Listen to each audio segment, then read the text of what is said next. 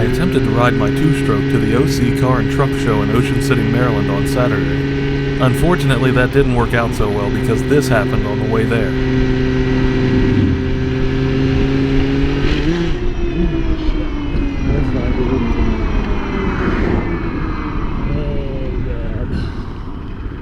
That didn't sound good at all.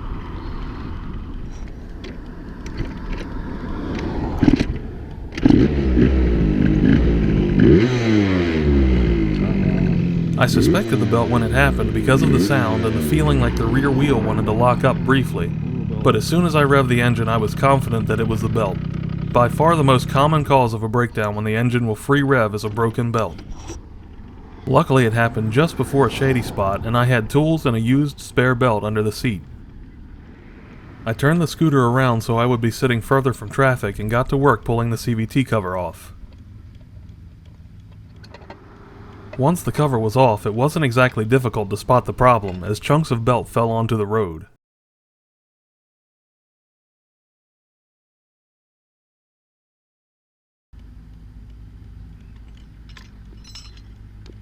I removed the Variator and found that the guide bushings were all cracked or broken and the sliders were out of place. I took what was left of the belt off and then had to try to get rid of the strands wound around the rear pulley. I ended up wedging a tool in there to hold it open easier to get the last bits that I could see. Once I got the belt debris out, I put what was left of the guides back in the Variator, made sure the sliders were in correctly, and put the Variator assembly back on. I installed the spare belt, and then finished putting everything back together.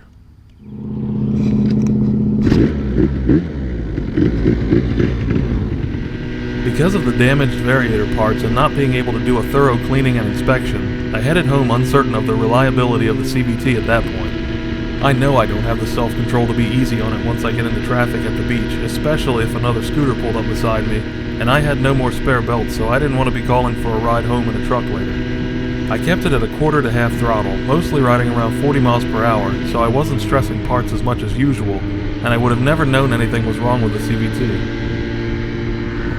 I took it apart later to clean everything and found that the belt strands had also eaten the seal in the rear of the torque driver. The seal from an old stock pulley fit and worked fine. This Malossi Overrange Variator has probably 10,000 miles or more on it at this point, and there is some wear on the drive face, so I know I'm going to replace it, the bushings, and of course the belt. I'm only getting the movable body of the Variator, not the whole kit, so all combined it should be about $70 or $80. I swapped in a different Variator so I could ride till I get the parts. 190 Mech from the 49cc Scoop forum modified this Aprilia SR50 Marini Variator and sent it to me years ago. It has extended guideposts, much like an Overrange Variator, and 190 Mech welded a key to the ramp plate so it would fit onto the crank of a large spline Minarelli engine.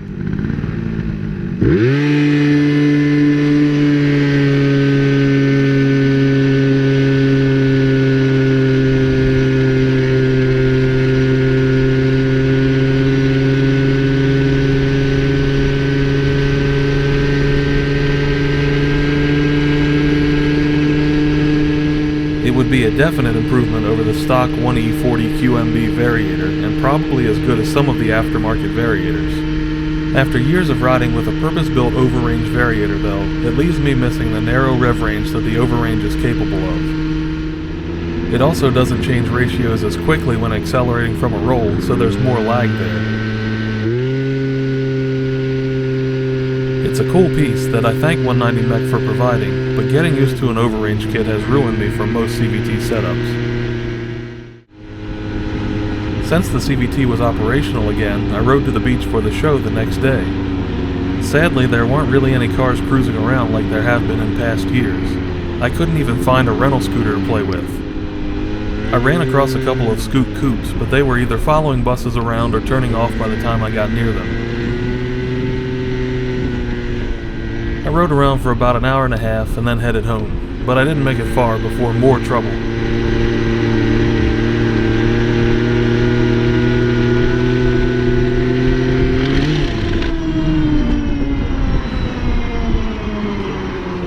Yep, another belt.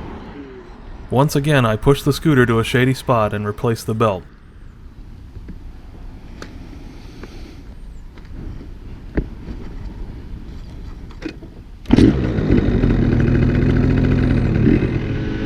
This time I was roughly 70 miles from home, so I took it easy after the repair and only rode about 35 miles per hour most of the way home. I've got to say that riding my Taotao at its max speed around 35 miles per hour doesn't bother me nearly as much as riding around knowing that there's at least another 20 miles per hour there that I shouldn't use. Oh well, at least I made it home without calling for a ride in the truck. I'm still going to order the Variator, but I think now I need to take a close look at the rear pulley assembly. Maybe it was a fluke that the first belt went, and the second was a problem related to the Aprilia Variator or using the longer overrange belt with it, but it seems likely to be one of the components that was used when both belts failed. Another thought is that the contra spring may be binding or not exerting enough force to control the belt, or maybe there's a rough spot in the torque driver groove not letting it operate as it should at all times. Both failures happened when I was around 40 to 50 miles per hour rather than at max speed, so that's likely a clue.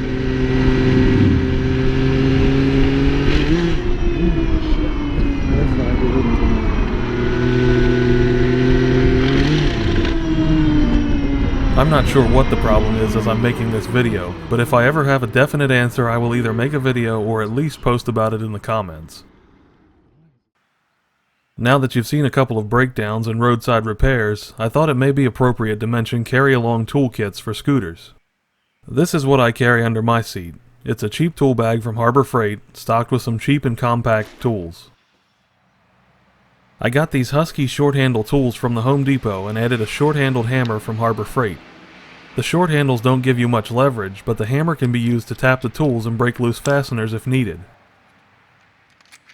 I carry the sockets and bits from the toolkit in this plastic storage case, along with some hardware like hose clamps, nuts, bolts, and washers.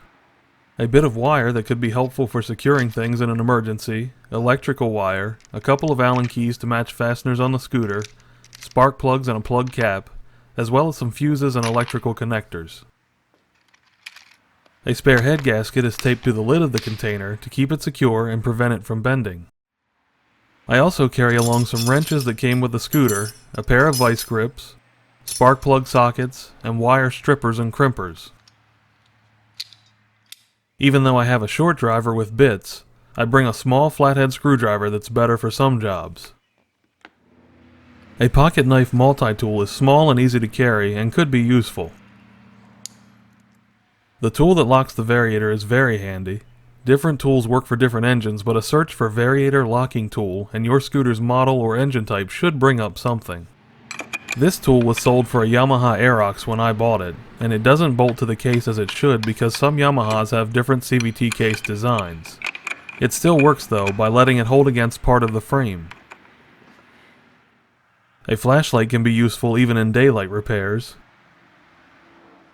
A small portable air compressor won't seat tires, but it can fill a tire if you have a leak or have to do a repair. I got this one at Harbor Freight and replaced the cigarette lighter plug after it fell apart. I used Quick Connect so the plug could be removed in case I ever needed to use it on a scooter that didn't have a 12-volt outlet. There are quite a few options for tire repair kits. I like this stop-and-go pocket tire plugger because it's pretty simple to use and it doesn't take up much space. I also carry a few supplies like electrical tape and sometimes duct tape and a little bit of fuel hose.